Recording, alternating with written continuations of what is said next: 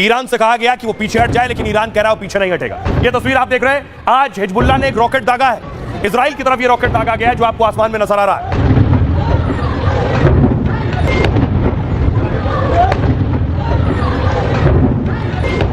West Bank जो Israel का हिस्सा है, वेस्ट बैंक में एक्शन हुआ है, वहां भी उपद्रव हो रहा है और वहां देखिए एक जगह पर, एक घर पर प्रेमाइसेस बताया जा रहा है जिसमें आग लगा दी गई।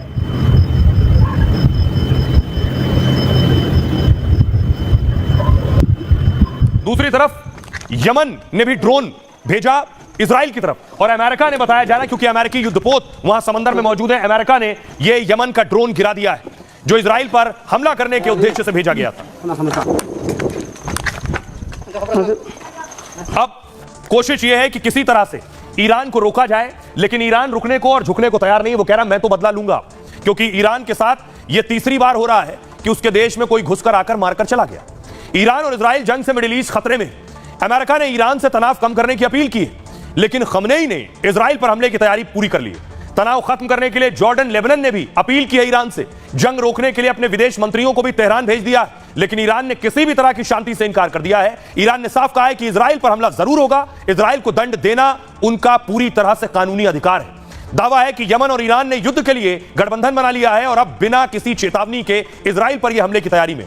दूसरी तरफ नेतन्याहू ने भी ईरान को सीधी धमकी दी, कहा ईरान और उसके साथी आतंक से फंसाना चाहते हैं, लेकिन हम हर मोर्चे पर जवाब देने के लिए तैयार हैं, चाहे वो पास हो या फिर दूर हो, किसी को भी छोड़ेंगे नहीं। जो हमसे टकराएगा उसे भारी कीमत चुकानी होगी। मतलब साफ है कि ईरानी हमला हुआ तो भीषण जंग होगी। सुनिए, हमारे साथ डिफेंस एक्सपर्ट जुड़ रहे हैं, सीधे उनसे पूछेंगे कि आखिर क्या होने वाला है। हमारे साथ जीडी बख्शी साहब जुड़ रहे हैं। बख्शी साहब, सवाल यह है कि इजराइल पर हमले का अधिकार है, ईरान कह रहा है अब तो हक मेरा है।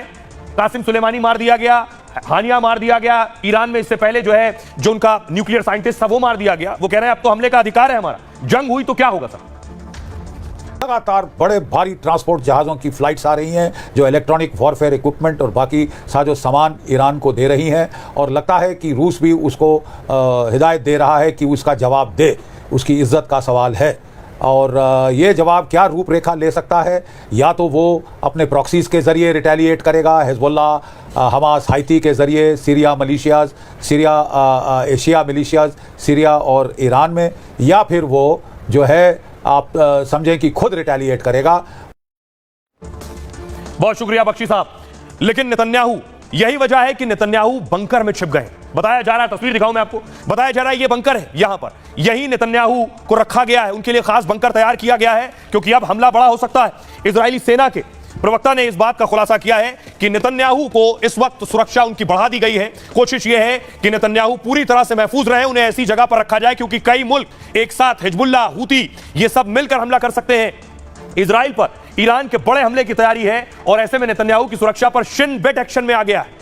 इस इजराइल पीएम के लिए भूमिगत बंकर तैयार कर दिया गया है जहां नेतन्याहू और बड़े नेता युद्ध के समय रह सकते हैं। बंकर को नेशनल मैनेजमेंट सेंटर के नाम से जाना जाता है और इजराइल का यह बंकर यरूशलेम में मौजूद है। बंकर का निर्माण लगभग 20 साल पहले किया गया था, अब ईरान से युद्ध के समय फिर से सक्रिय कर दिया गया है। यह बंकर हथियारों के साथ ही मिसाइल अटैक भी झेल सकता है। लंबे समय तक यह बंकर परमाणु हमले से भी बचा सकता है। रासायनिक युद्ध में यहां पर सैकड़ों लोग भी रुक सकते हैं। अमेरिकी अंडरग्राउंड शहरों की तर्ज पर बनाया गया इसे। इस बंकर में बेड, रूम और दफ्तर और कैफेटेरिया भी है। सुनिए जरा क्या कुछ कह रहे हैं इजरायली सेना के प्रवक्ता, क्योंकि इजरायली सेना लगातार एक्टिव है। उनके प्रवक्ता बता रहे हैं कि इजराइल ने क्या तैयारी की हुई है। אין שינוי במדיניות ההתגוננות של פיקוד העורף. इजरायली सेना को दिशा निर्देश नहीं बदले हैं। हमले की चेतावनी के लिए जनता को संदेश भेजेंगे, प्रत्येक खतरे के मूल्यांकन के बाद चेतावनी देंगे। हिजबुल्लाह कमांडर और हमास के बड़े राजनीतिक नेता की हत्या के बाद तनाव बढ़ गया है। तो जो हालात बने हुए हैं इजराइल और ईरान में, वो वक्फ पर चाबुक चलेगा ये बात तो तय है, लेकिन सियासतदान परेशान है। वक्फ पर तैयारी क्या है ये भी एक एक कर परत दर परत सामने आ रही है। लेकिन देखिए अगली तस्वीर में आपको दिखाऊं, सियासतदान कह रहे हैं कि एनडीए के बहुत से साथी सहयोगी हैं एनडीए में जो वक्फ में संशोधन के लिए तैयार नहीं होंगे। विरोधी एनडीए के उन सहयोगियों से आवाज उठाने की बात कर रहे हैं। जरा रिपोर्ट देखिए, असदुद्दीन ओवैसी परेशान है और इस तरह के बहुत से सियासतदान जो परेशान है। मुझे याद आता है कि माधवी लता ने भी असदुद्दीन ओवैसी वक्फ के कनेक्शन पर कई खुलासे किए थे। क्या इसी वजह से ओवैसी भाई बजान परेशान है? ये रिपोर्ट देखिए। वक्फ एक्ट में होगा संशोधन, सरकार ने खुलकर जाहिर किए अपने इरादे। संसद में इसी हफ्ते आ सकता है संशोधन विधेयक। आपने लचर पचर जो ये एक बनाकर दिया था अमेंडमेंट एक्ट, उसकी वजह से ये हुआ। आज इसमें पारदर्शिता लाई जाएगी, पारदर्शी बनाया जा रहा है ताकि सबको न्याय मिल सके। विपक्ष की तमाम सियासी चालों, सहयोगी दलों की चेतावनी और वक्फ बोर्ड पर कुंडली मारकर बैठे तमाम रसूखदारों, शख्सियतों की धमकी के बावजूद सरकार अपने इरादे से पीछे हटने को तैयार नहीं। सरकार ने दो टूक कहा है, चिंतित होने की जरूरत नहीं, इससे मुस्लिम समुदाय का ही फायदा होगा। परेशान नहीं होना चाहिए जब तक वहां प्रारूप पेश न हो जाए। लॉन्ग पेंडिंग प्रॉब्लम का जो है वो लॉजिकल एंडिंग सोल्यूशन देश के हित में भी है और खुद जो है वक्फ के हित में भी है। दरअसल वक्फ पर सियासी रोटियां सेकने वाले लोग इस मुद्दे पर एनडीए में फूट डालने की लगातार कोशिश कर रहे हैं। एनडीए में शामिल नीतीश कुमार और चंद्रबाबू नायडू पर दबाव बना रहे थे, उन्हें उकसाने की कोशिश कर रहे थे। सोचना पड़ेगा ये जो अलाइज है बीजेपी के, क्या वो मुसलमानों के वक्फ प्रॉपर्टीज को छीनना चाहेंगे? क्या होगा बिहार में? इमारत शरिया की जो जायदादें छीन लेंगे क्या आप? आंध्र प्रदेश में वक्फ प्रॉपर्टीज है, क्या करेंगे? छीन लेंगे क्या बोलो? ये तो उनको सोचना चाहिए, लोग जो सपोर्ट कर रहे हैं बीजेपी को। समाजवादी पार्टी तो पूछना चाहती है टीडीपी से, समाजवादी पार्टी पूछना चाहती है नीतीश कुमार जी से। टीडीपी तो कहती थी कि वो मस्जिदों के इमाम को वो सैलरी देंगे। जब वक्फ की संपत्ति नहीं रहेगी तो आप सैलरी कहां से देंगे? अब देखिए, संसद में वक्फ विधेयक पेश होगा। तैयारी क्या है, कब होने वाला है? संसद में विधेयक पेश होगा क्योंकि सत्र अभी चल रहा है और इसे प्रभावी बनाया जाएगा और ज्यादा एक्ट को, इसे और पारदर्शी भी बनाया जाएगा, ट्रांसपेरेंसी इसमें होगी। केंद्र सरकार ने इसके साफ संकेत दे दिए, लेकिन लोकसभा की बजाय पहले इसे राज्यसभा में पेश किया जाएगा। सरकार ने वक्फ के कुछ सदस्यों से राय मशवरा भी किया है।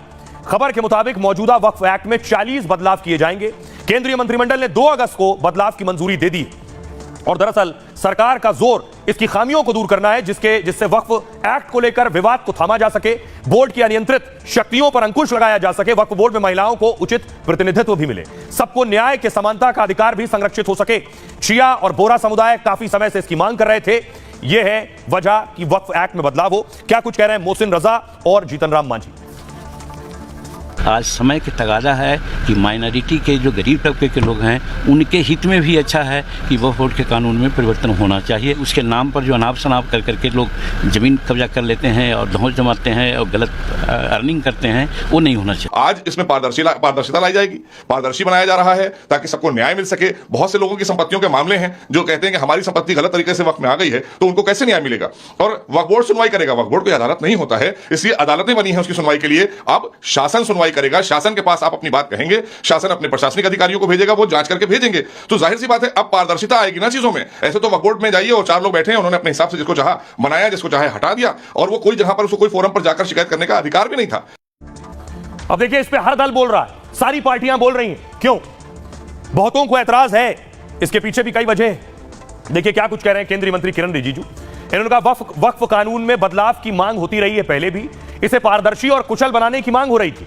गरीब और आम मुस्लिम महिलाएं इसमें बदलाव चाहती हैं। अखिलेश यादव कह रहे हैं केंद्र सरकार साजिश कर रही है, मुस्लिम को लेकर उनकी सोच असंवैधानिक है, सरकार मुस्लिम भाइयों के अधिकार छीनना चाहती है, इसलिए वक्फ एक्ट में संशोधन बिल लेकर आ रही है। सपा संसद में इस संशोधन का विरोध करेगी। मुख्तार अब्बास नकवी कह रहे हैं समावेशी सुधार पर सांप्रदायिक सियासत हो रही है, ऐसी मानसिकता थोपना किसी समुदाय के लिए अच्छा नहीं है, सांप्रदायिक मानसिकता थोपने से देश का नुकसान होता है। तेजस्वी यादव ने कहा केंद्र सरकार असली मुद्दों से ध्यान भटका रही है, सरकार धर्म की राजनीति कर ध्रुवीकरण कर रही है। संजय सिंह कह रहे हैं केंद्र सरकार वक्फ की संपत्ति पर कब्जा करना चाहती है, इस संपत्ति को वो अपने दोस्तों में बांटना चाहती है। मोदी पूरे देश की संपत्ति ही मित्रों को बांट रहे हैं। सुनिए अब इन सियासतदानों को क्या कह रहे हैं। मुसलमान भाइयों को कैसे उनके अधिकारों को छीना जाए, उनकी अधिकार जो मिले हैं, जिन्हें आज़ादी के अधिकार हैं या उनके स्वतंत्र जो अधिकार हैं, उनके अपने धर्म को लेकर के अपनी कामकाज की व्यवस्था को बनाए रखने के लिए हम लोग इसके खिलाफ रहेंगे। सरकार की नीयत है कि वक्फ की प्रॉपर्टी का दुरुपयोग न हो। बिना देखे हुए अभी से हंगामा बर्पा किया जा रहा है, सबको इंतजार करना चाहिए। सरकार की नीयत वक्फ की जायदाद की हिफाजत है। अगर आप जो है वो इसी संकीर्ण सियासत में, इसी सोच में और इसी सनक में रहेंगे कि वक्फ व्यवस्था को, वक्फ के सिस्टम को टच मी नॉट, मतलब आप छू नहीं सकते, छुई मुई है। अरे भाई, हर जो समावेशी सुधार है उस पर सांप्रदायिक वार की जो आपकी सनक है वो न तो मुल्क के लिए बेहतर है और न मजहब के लिए बेहतर है। वो केवल ध्रुवीकरण करके हिंदू मुसलमान करके अपनी राजनीति सेकना चाहती है। मुझे लगता है कि वो एक्ट क्या है, उसमें क्या ये लाना चाहते हैं, वो पहले देखना होगा। और दूसरी बात यह है कि आप सबकी संपत्ति जब्त करना चाहते हैं और किसको देना चाहते हैं? अपने दोस्तों को देना चाहते हैं। मुसलमानों की कितनी हितैषी है केंद्र और यूपी की सरकार और तमाम सरकारें बीजेपी की, इसके से छिपा नहीं। मैं फिर कह रहा हूँ, आपका मकसद जो है इन वर्गों को कमजोर करना हो सकता है, ताकतवर करना नहीं हो सकता। कभी हम अच्छी तरह जानते हैं। इससे ठेकेदारों को कठिनाई होगी, सामान्य मुसलमानों को कोई कठिनाई